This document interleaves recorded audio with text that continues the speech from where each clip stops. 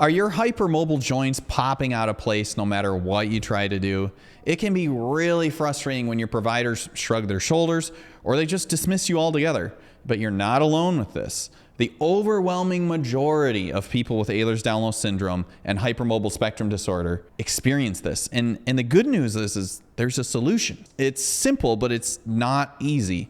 And you'll find, like, again, this is going to be I'm going to nerd out on this video a little bit because many times I can take a pretty complex subject and break it down into small parts, and that's what we're going to do. But there's a lot of small parts here, so I'm going to do my best. I know your time's valuable, and especially if you're suffering, like, I don't want this to drag on, but I do need to break down some basic things about why this is happening, specifically in your own body, and then what you can do about it. Now, first of all, like I said, the solution is simple, but that doesn't mean it's easy. And some of the reasons for that are most people with hypermobility are also dealing with other things as well, like whether they have chronic fatigue, they have mast cell activation syndrome like MCAS, they also have POTS. So that can get in the way of some of the best things that can help with it, which is exercise, of course.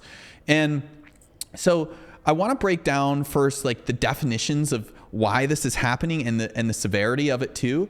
So we're going to take a look here at the body and just look at a little bit about what's going on here and why this is happening in your body, and then what you can do about it.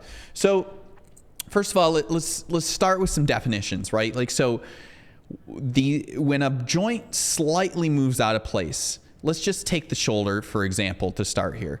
If we're looking at the shoulder is a relatively shallow joint. And one of the ways we can really look at that is, like, if I zoom in on your shoulder here and then we just remove, like, the ligaments, you can see, like, it's relatively shallow in that position there. It's like the joint is just sitting in a very shallow socket versus the hip joint, which is a pretty deep it's a pretty deep joint, so it sits within a deep socket. Now, that doesn't mean the hip joint can't come out of place as well. It absolutely can.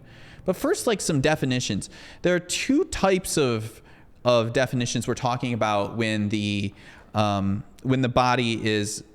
joint pops out of place. And the first of that is subluxations. So subluxations is when there's a small movement of the bone, but the bone itself stays within the joint space. It might move a little bit forward, a little bit back, but it's still staying within the joint. That doesn't mean that these aren't painful. They can be incredibly painful. In fact, sometimes subluxations, depending on where they are, I don't want to say as painful as a dislocation, but they can be because they can affect nerves and surrounding structures. Whereas a dislocation is when there's a full movement, like if this were your hip joint and here's the socket coming in, that would be like a complete movement out of the joint, or the same thing with the shoulder. Usually you can see this visibly, like it's sticking out and you can visibly see it. Sometimes these just pop right back in, sometimes they don't. Unfortunately, a lot of times the emergency room is not going to do anything for you, even if you go in. Sometimes they will relocate the joint. I'm definitely not telling you not to seek care, but I just wanted to make you aware of that if you haven't experienced that yet. So let's go back to the skeleton here, and let's break down a couple examples of joints that tend to go out of place the most. The first is the shoulder, right? So, like, we talked about this a little bit about how this is a relatively shallow joint. Now, it is surrounded by several ligaments and also a little bit of a capsule too. So you can see some of the ligaments that surround the shoulder here. Let me just move this over here a little bit so we can get a better look at it. We don't want to select that right now. Okay, so we're going to just peel away a couple of things here just so you can see some of the white around here. These are some of the ligaments that surround the shoulder. There's also in the back, here's that capsular ligament I was talking about. Don't worry, there's not going to be a quiz. My point is that the shoulder is relatively shallow, and so it's prone to coming out. And when it comes out, it tends to go forward and down. So we call that anterior and inferior. So that's example number one. The reason this shoulder comes out is because there is very shallow. And don't worry, we are going to get to the solutions of this, and I'll put some time codes below, but I did want to just give you a working background so you can understand, like, why this stuff's happening to you. Sorry, forgive the noise outside there. we're in the middle of the city. Why does the hip come out? You know, we talked about this being a deep joint, right? So a deep joint, you would think, well, maybe it shouldn't come out. The difference here is that the hip has a large degree of freedom of movement, meaning it can move in multiple different planes of movement. So because it moves so much and because it's inherently so mobile, it's also at risk of coming out. You couple that with the SI joint. A lot of people have, so this is your sacrum, this is your ilium. When we look at the joint between those, that's called the SI, sacroiliac joint. So there are ligaments that surround this joint and they stabilize. You can see as I add them in. There's a lot of real estate down here. And there's also a lot of ligaments around the hip as well. However, because there's so much load bearing through this joint, if this is not stable, and this is one of my big take-home points for this video, if this is not stable, this area here, you are going to continue to have these issues all up and down your body. It doesn't matter if it's happening in your shoulder. If this area is not stable, this is like the foundation of a house. I've said this many times before. It's the foundation of a house. We have to build the upper floors on a strong foundation. So we're going to get to that later in the video here, but we absolutely have to stabilize the lower body before areas coming out like up above, like ribs and things like that, and your shoulders coming out of place will resolve. So going down to the knee, for instance, here, why does this one go out why does this one go out so much? Well, one of the reasons for the knee is because there's honestly like not a lot of direct attachments to the kneecap itself. And usually when people say their knee goes out, they're referring to their patella. And I mean, honestly, you can see it's primarily the quads, parts of the quad here. These are some of the different muscles of the quad, the vastus lateralis, the vastus medialis, and also the rectus femoris. You can't see another muscle that's underneath that. And then on the bottom end of that, it's just supported by your patellar tendon. So a lot of times, if most people, this muscle here, you'll hear the term VMO, vastus medialis. This tends to be weak on people. So when this is weak, the kneecap tends to drift out this way. So when it drifts laterally, we can call that a subluxation, or if it fully goes out, then we would call that a dislocation. This is also a very shallow joint. So we run into a lot of the same issues here. Again, like that patella, like you can see, it's just basically just sitting over the top of your femurs. And then, you know, like the rest of the knee joint is the femur and then the tibia and the fibula. But those usually aren't the joints that do go out. Again, like we could sit here and we could list every single joint because I'm just giving you some examples. This doesn't mean these are the only joints that go out. Any joint can go out in the body, but these are some of the most common ones. The last one I want to point out before we get to some solutions and some things to look for are the ribs. I mean, I can't tell you how many times I hear in a week, treating pretty much exclusively people with hypermobility, my ribs are going out. Why is this happening? You know, like of course, you know, it's related to the hypermobility, but what specifically anatomically is going on that's causing that? Well, again, the ribs again are a relatively shallow joint. So you can see the rib head coming in to the side of the spine. This is called your transverse process here, where these little bumps on the sides here. And so when again, these are surrounded by a capsule. So when we add in, let's see if we can see it here. It's not showing it with this particular, but there is a capsule of cartilage that surrounds this. So of course, as you know, soft tissue is everywhere in the body, the organs, the ligaments and the tissues and the brain, everywhere. So there's a small amount of connective tissue that surrounds these and they hold the ribs in place. So because they're shallow, they're prone to coming out of place. So, you know, this is honestly one of the most common reasons that people seek therapy, and there is a lot of fear around this, and rightfully so. I mean, it can be extremely painful, and you're really not over exaggerating when you say this hurts. So let's talk about a couple immediate things that you can do. What are some immediate things that you can do to reduce the likelihood of this happening? And in the long term, what is the long-term solution? Well, First is we want to eliminate some of the most at-risk positions. So what are the positions that are going to cause, particularly, let's start with the shoulders. I want to show you one here on the screen. This is we see this all the time. Like if you're lowering down onto your back, and I do this sometimes. I'm like, oh, that's not good. I don't want to do that. I'm going to give you 3 examples with the shoulder. Remember, we said the shoulder goes forward and down, right? So if it goes forward and down, where are we at most risk? It's mostly when the shoulder is behind you, like the actual shoulder blades behind, because look what that does to the ball of my shoulder. It falls forward. So one of the times, where do you see this? There's a couple times. You see it when you're lowering down onto your back and you're putting your arms behind you as you slide your hands down onto the floor. We've all done this, right? I haven't seen it in the clinic yet, but I just know this is causing some of these. I know it's causing some of these. The second one with the shoulder is when you're reaching behind into the car, like, you know, your kids or things like that or whatever. You're just getting something out of the back seat. It's putting your shoulder in that same kind of position. The last one is what we call a prone press, which would be like if I'm on my stomach and then I press through my shoulders, but I'm not I'm not strong enough to draw my shoulder blades back, then the ball of my shoulder is going to go forward. So what do we do in all these cases? Well, first of all, we got to be a little more mindful of how we get down onto the floor. It may be better to either turn to your side slightly as you lower down, so you don't have to, depending on the tolerance of your shoulder, or also making sure that we're not allowing your arms to get too far behind your body, sliding your shoulder blades down and back as you lower down. And then the same thing with the prone press. When we're coming up out off of our belly and we're coming up to get up off the table, again, we've got to take a moment to take inventory of where our body is, and we have to draw our shoulder blades down and back on our spine.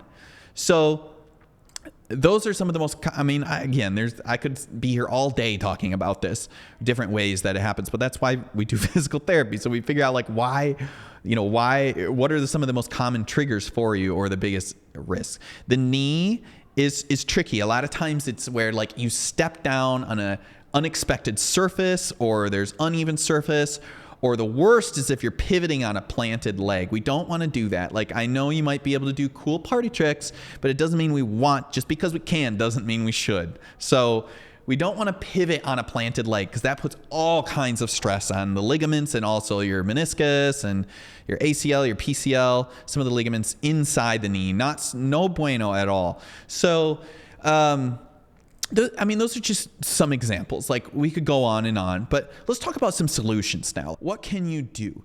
Well, first let's talk about external support. Why do these work?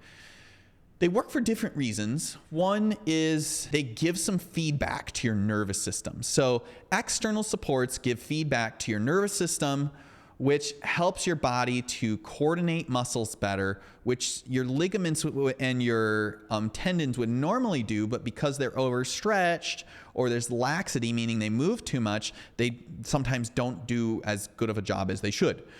External supports provide either compression or some feedback through things like tape, braces, compression garments, things like that. So some examples might include kinesio tape. We can tape the shoulder, for instance, and just as an example, we can tape really just about any joint as long as you don't have an adhesive allergy.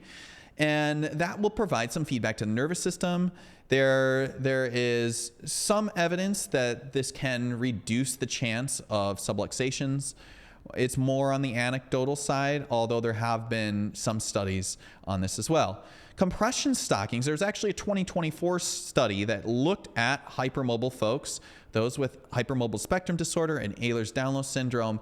And in that, they were looking at the effects of compression stockings. They improved people's proprioception, their awareness of where they are in space, and also decreased subluxations and pain in the lower extremity. So compression stockings can be an extremely valuable tool in your toolbox to help with this. It's not going to get rid of it altogether. And we're going to talk about the permanent solution in a minute, and I bet you can already guess what that is. And then lastly, some people, I've had some good reports from patients about clothing, like some of the brands like CWX. They have all kinds of compression pants and things like that. You can look into those, read the reviews. I definitely think it's worth looking into if this is a regular issue for you. It can be supportive because we want to think about two things. Like we want to think about what are the passive solutions and what are the active solutions. Active solutions is what we're going to talk about next, which is exercise. Passive solutions are things like these external supports.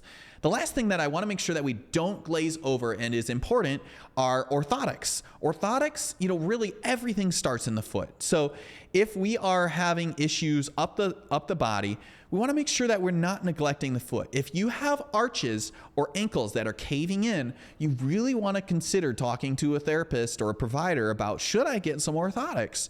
The answer for most people is yes. Most people with hypermobile Ehlers-Danlos Syndrome and hypermobility spectrum disorder do have a degree of this or a severe degree. Not everybody. Some people actually have normal or high arches, which always surprises me when I see that. But we don't want to neglect orthotics because they can be a really valuable tool. Just make sure that if you do get orthotics, that you break them in slowly. You don't put them in all day right away. That is a huge change to your body. But worth talking to your provider for sure. There are some use case scenarios where hard braces may be useful. I would never, sometimes people are afraid of braces because they're like, I'm concerned that I'm going to, I'm going to wither away and I'm just going to become reliant on this.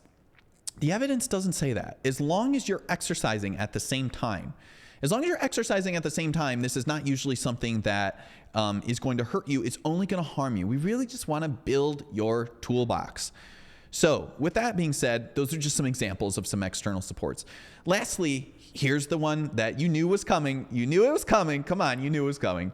And that is exercise. So exercise, but it has to be done correctly, because if it's done too much, too quick, or inappropriately, you can sometimes make the problem worse. That's where hopefully a skilled physical therapist can come into play, and hopefully somebody that's worked a lot with this population. So what are the ways in which exercise helps, and how do you do it properly? There's two components that we're looking at here to stop your joints from popping out of place, from getting these subluxations or these dislocations. And there are two categories of exercise, that is strengthening and proprioception. So we need to do those two exercises. Strengthening is pretty straightforward. We're increasing the capacity of a muscle and tendons to bear loads and contract.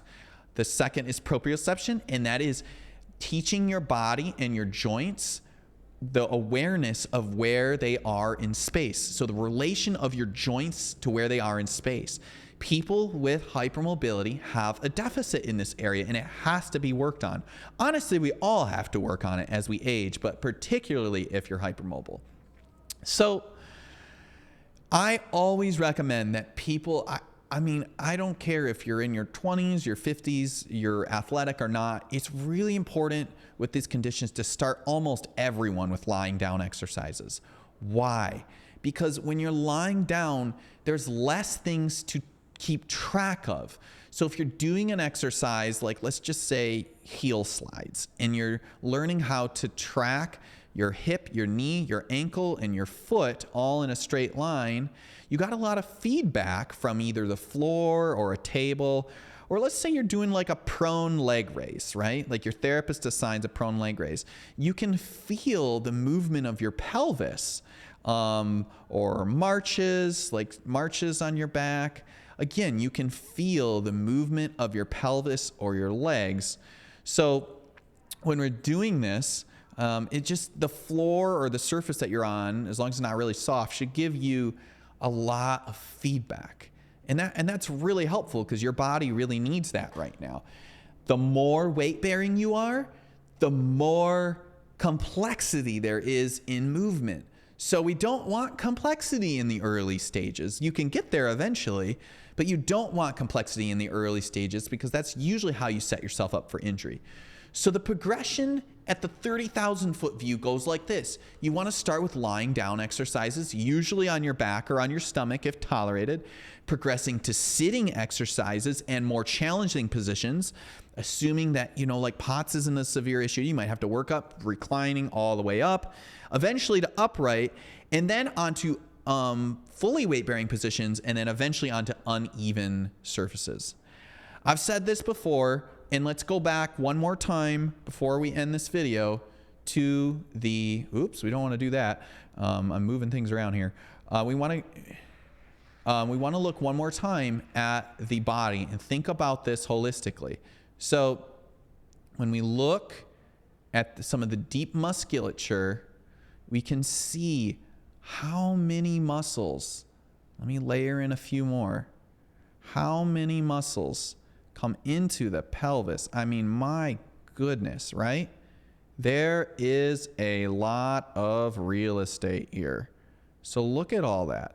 I mean, this is why we have to put a lot of focus here.